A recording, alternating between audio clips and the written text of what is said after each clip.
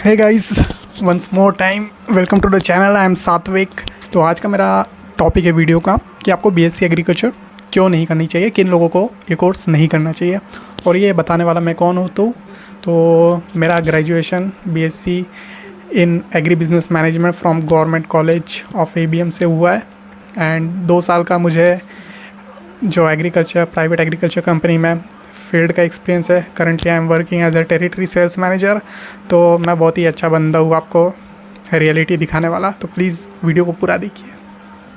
आप बहुत ज़्यादा मोटिवेटेड होंगे अभी एडमिशन लेने के लिए, लेकिन उससे पहले मैं कुछ आपके सामने सच्चाई पेश करना चाहूँगा। इसके बाद यू हैव टू डिसाइड कि आपको एडमिशन लेना है या फिर नहीं लेना है। तो सबसे पहला पॉइंट है पेरेंट्स प्रेशर। देखो, आपके पेरेंट्स जिस ज़माने के होंगे या फिर आपके रिलेटिव्स आपको फोर्स कर रहे होंगे यार आप बीएससी एग्रीकल्चर कर लो, ठीक है, वो भी उनकी बात में सही है। लेकिन वो ज़माना और आज का ज़माना डिफरेंट है। आपके पेरेंट्स आपके रिलेटिव्स बोले होंगे एक बार अगर आप बीएससी एग्रीकल्चर या फिर एग्रीकल्चर रिलेटेड कोई भी कोर्स जैसे जिसमें horticulture, animal husbandry, agree business management, पूरे कोर्स के बारे में मैं बात कर रहा हूँ, आप अगर वो कर लेते हो तो आपकी गवर्नमेंट जॉब फिक्स ही हो जाती है। तो ऐसा कुछ भी नहीं है।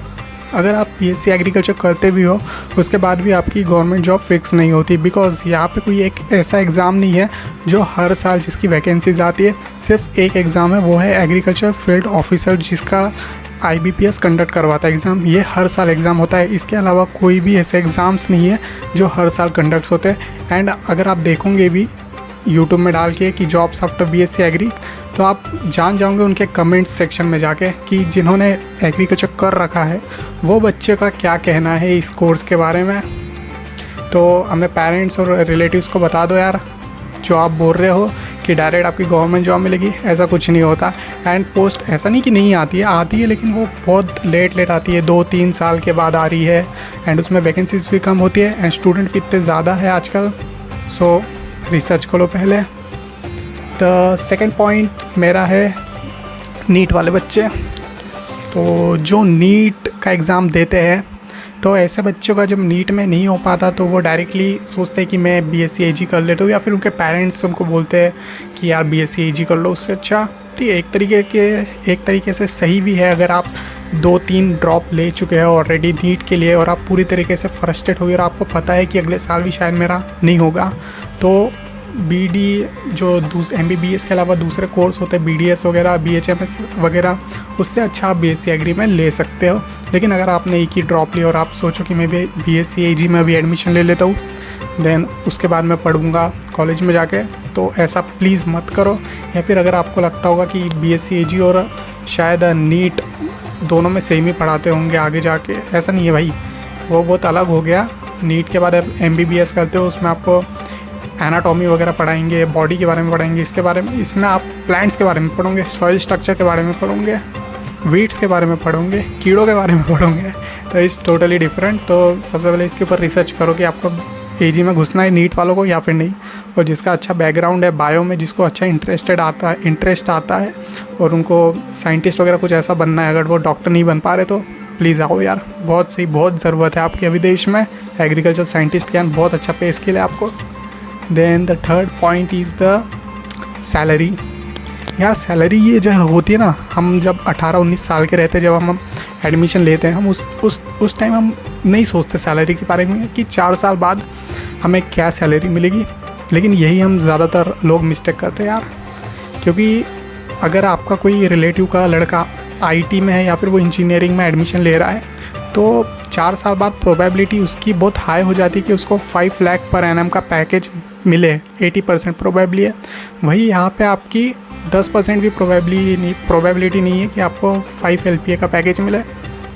आपकी सैलरी बहुत ज़्यादा कम होगी 4 साल के बाद। इनफैक्ट आप मान के चलो कि आपकी 12,000 या 15,000 से स्टार्टिंग होगी आपकी। मैं ये नहीं कह रहा कि नहीं होती है सैलरी ज़्यादा, बट वो एक रेयर केस हो जाता है जहाँ पे आपके पेरेंट्स या रिलेटिव्स कोई बड़ी कंपनियों में हो तो आपका पैकेज अच्छा मिल सकता है आपको। लेकिन जो साधारणतः बच्चे होते हैं उनका पैकेज सिर्फ अंडर ग्रेजुएट के बेस पे 15, 20, 25, इससे ज़्यादा तो मैंने आज तक नहीं देखा है।